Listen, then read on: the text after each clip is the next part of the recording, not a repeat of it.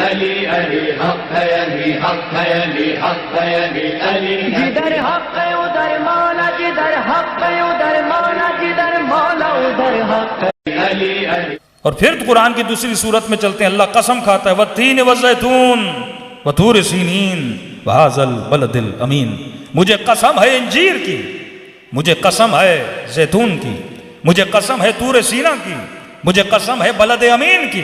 میرے معصوم پر مولا یہ کیسی قسمیں ہیں؟ میں نے مختلف مجالس میں یہ مثال دی، میں نے کہا آج تک آپ نے دیکھا کہ کوئی بندہ آپ سے پیسے لے اور آپ کہیں واپس کرو گے کہ ہاں بھائی قسمیں واپس کروں گا، کوئی اچھی سی قسم کھاؤ تاکہ مجھے یقین آ جائے؟ تو آج تک دیکھا کوئی بندہ بولے قسم ہے انجیر کی آپ کا 1 لاکھ واپس دوں گا، قسم ہے آلو کی 50,000 واپس دوں گا؟ کسی نے آج تک پھل کی قسم کھائی؟ کسی نے آج تک سبزیوں کی قسم کھائی؟ کسی نے آج تک ستاروں کی قسم کھائی؟ لاکھوں ستارے ہیں لیکن خدا کہتا ہے مجھے قسم ہے ستارے کی نہیں، اس جگہ کی جہاں سے ستارے چلتے ہیں، بے مواقع النجوم۔ یہ کون سا نجوم ہے؟ یہ سورہ نور میں اشارہ ہوتا ہے الزجاجہ۔ عربی میں 2 مرتبہ جو لفظ آتا ہے نا تو کسی کی تعریف کی جائے نا، ایک مرتبہ آپ کہیں کہ فلاں نوح خان یا فلاں عالم، پھر آپ کہیں کیا کہنا اس عالم کا، کیا کہنا اس نوح خان کا، کیا کہنا اس شاعر کا۔ خدا کہتا ہے الزجاجہ، کیا کہنا اس زجاجہ کا، کأنہ کوکب دری، یہ ایک چمکتے ہوئے ستارے کی طرح ہے۔ معصوم سے پوچھا مولا یہ ستارہ کیا ہے جو اتنا چمک رہا ہے، جس کی خدا اتنی تعریف کر رہا ہے؟ کہ یہ ہماری دادی زہرا کی تعریفیں ہو رہی ہیں۔ الزجاجہ کأنہ کوکب دری، یہ ایک چمکتا ہوا ستارہ ہے، اور اس شجر کی مثال زیتون کی طرح ہے، اور یہ زیتون وہ ہے جو کبھی بجھنے والا نہیں ہے۔ اور پھر کسی اور صورت میں خدا قسم کھاتا ہے والتین والزیتون، مجھے قسم ہے انجیر کی، مجھے قسم ہے زیتون کی۔ تو آج دنیا میں عقل مند سے عقل مند بھی انسان کبھی پھل کی قسم نہیں کھاتا، کوئی آلو اور سبزی اور سیب کی قسم نہیں کھاتا۔ یہ خدا ہے جو اعقل العاقلین ہے، جو احکم الحاکمین ہے، صاحب حکمت۔ وہ خدا کیسے کسی پھل کی قسم کھا سکتا ہے؟ تو میرے معصوم میرے چھٹے امام سے پوچھا مولا یہ تین کیا ہے، زیتون کیا ہے، یہ بلد امین کیا ہے، یہ طور سینا کیا ہے؟ تو امام نے تشریف فرمایا تین سے مراد حسن ہے، زیتون سے مراد حسین ابن علی ہے، طور سینا سے مراد علی ابن ابی طالب ہیں، بلد امین سے مراد وہ سرزمین مکہ ہے جہاں پہ محمد کو بلایا گیا۔ اب آئیے تھوڑا میڈیکل سائنس کی طرف جاتے ہیں۔ جاپان کے 2 ڈاکٹرز نے ریسرچ کی، کہا کہ انسان بوڑھا کیوں ہوتا ہے؟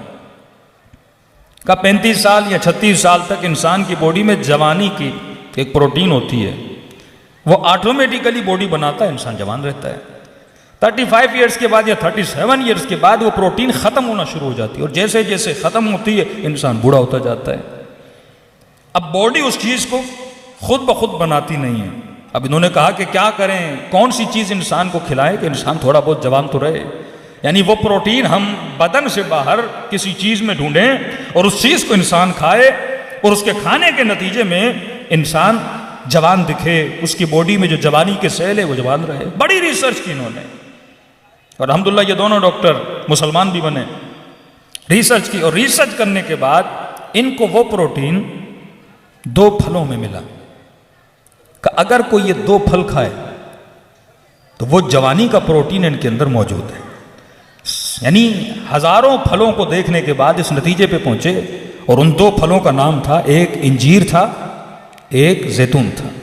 مصر کے PhD ہولڈر قرآن کے اسٹڈی میں ایک ڈاکٹر تھے، انہوں نے جیسے جیپنیز ڈاکٹرز کی ریسرچ پڑھی ان کو فوراً لیٹر لکھا کہ آپ نے ان 2 پھلوں کو جمع کیا، ایک کا نام انجیر، ایک کا نام زیتون ہے، اور آپ بڑا افتخار کر رہے ہیں، فخر کر رہے ہیں کہ بھائی جو ان 2 کو کھائے گا، اور ہم نے بڑی محنتوں کے بعد اس نتیجے پہ پہنچے ہیں، وہ انسان جوان رہے گا۔ اور تعداد بھی انہوں نے جو بتائی وہ وہی ہے، مطلب جتنی مرتبہ قرآن میں انجیر کا نام آیا اتنے انجیر کھاؤ، جتنی مرتبہ زیتون کا نام آیا اتنے زیتون کھاؤ، تو نتیجہ انہی ڈاکٹرز کا نکلتا ہے۔ انہوں نے فوراً وہ قرآن کی آیتیں بھیجی، اور جیسے جیپنیز ڈاکٹر نے دیکھا کہ یہ واحد مسلمانوں کی کتاب ہے جہاں پہ خدا نے ان دونوں پھلوں کو ایک ساتھ ان کی قسم کھائی ہے، اور اس اعجاز قرآن کو دیکھ کر وہ فوراً کیا ہو گئے؟ مسلمان ہو گئے۔ لیکن یہاں پہ فضیلت کا ایک نقطہ میرے ذہن میں آ رہا ہے، اگر انجیر کو کوئی کھائے اگر زیتون کو کوئی کھائے یعنی اپنی روٹین بنا دے اپنے بچوں کو کھلائیں تو انسان کے اندر جوانی کے پروٹین بنتے ہیں اور جوان رہتا ہے.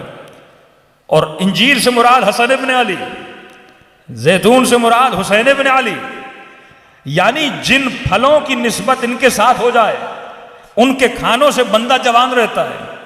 اور رسول نے ان کی فضیلت میں کیا فرمایا؟ ان الحسن والحسین سیدا شباب اہل الجنہ. یہ نہیں کہا یہ جنت کے سردار ہیں، کہا یہ جنت کے جوانوں کے سردار ہیں. یعنی جن پھلوں کی نسبت ان کے ساتھ ہے ان کو کھانے سے جسم جوان رہتا ہے اور ان کے ساتھ رہنے سے بندہ جنت میں جوان ہو کے جاتا ہے.